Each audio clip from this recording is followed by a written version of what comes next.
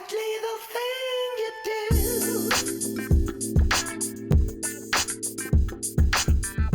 This is the BMC Timemachine TMR01 of 2008 Olympic champion Samuel Sanchez. Now we're looking at this over here at the Dubai Tour, and it's quite interesting some of the features that he's got on this bike. In particular, that stem.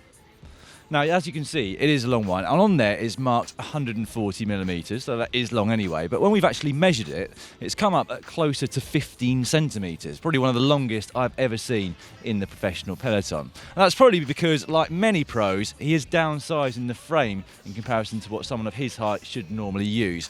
Probably wants the lower head tube. Although, having said that, he only has half a centimetre here of stack underneath the stem, and it is a 6-degree rise, which again is reasonably rare in the pro peloton.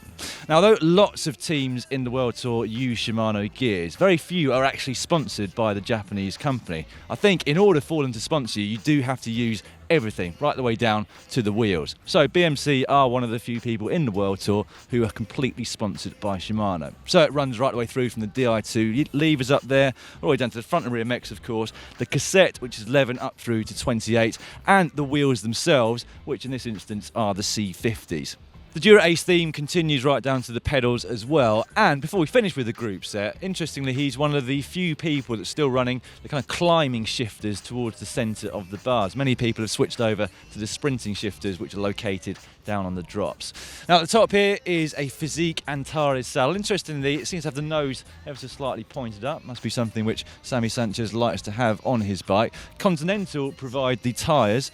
These ones are the Pro Limited ones. Once again, I have measured them. It says 25 millimeters on the sidewall, but like a lot of the Pro bikes which I've seen over here, they're actually coming in at closer to 26 or smack on 26 when I've measured them with my calipers.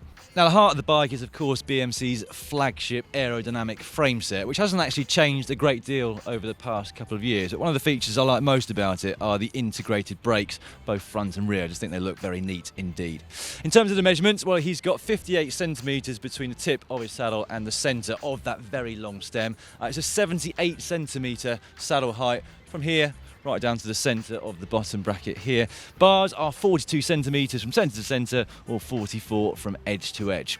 Now, one thing that has just been pointed out to me by a friend of the channel, Kaylee Fretz of Velo News, is that Spaniards are notorious for having extremely high pressures in their tyres. Now, I haven't actually got a pressure gauge with me, but listen to this.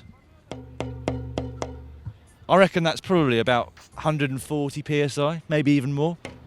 Doesn't seem particularly comfortable, but it obviously works as Sammy. Now, I know you all want to know what the weight of this bike is, so here is your answer.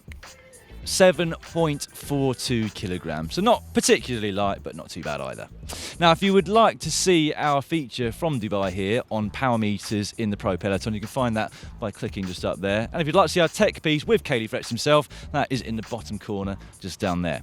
The one in the middle there, it says subscribe. That's exactly what it does. It allows you to subscribe to GCN for free.